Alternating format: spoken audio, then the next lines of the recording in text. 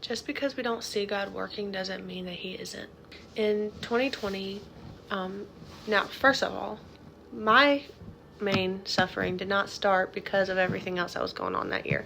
My suffering started in 2019 with other stuff, with severe OCD, and it had nothing to do with that.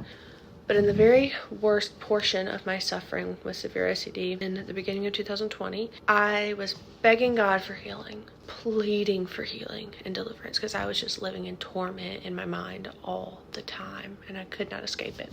And I was upset with God that He wasn't healing me. I was angry at God, and I'm ashamed to say that. And I wanted to turn on Him, but I realized He was my only hope. So selfishly, actually, I was praying to God, not because I loved Him at the time, but because I was desperate. Through my suffering, I learned to love God even in the midst of it, and I started to see that He was good, no matter what the circumstances in life may be.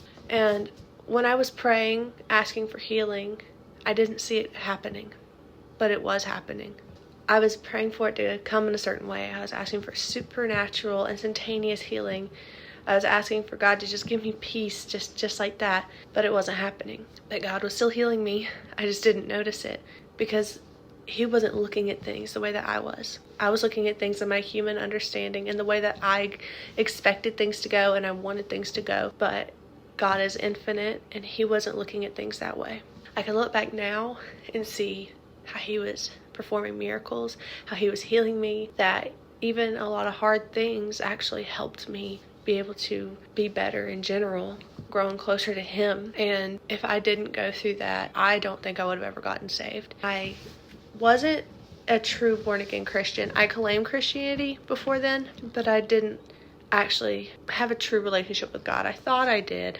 I prayed and all that, but I wouldn't read the Bible. I would not do that. There were things I didn't ever do that were like crazy because I knew there were bad consequences to them. Not because I wanted to please the Lord. I just didn't want to suffer the consequences of my own actions. So I decided to try to live right.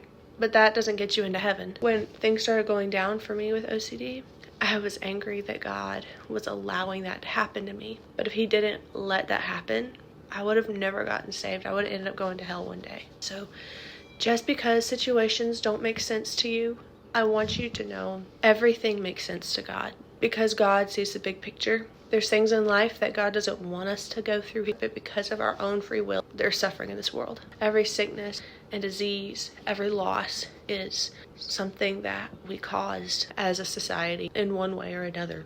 And God is so good that He doesn't leave us in our depression or brokenness of any kind. In our grief, He meets us there. And for many people, that's where they truly turn to Christ. So, yeah, I don't know what else to say. Jesus, King Jesus, Lord, love y'all.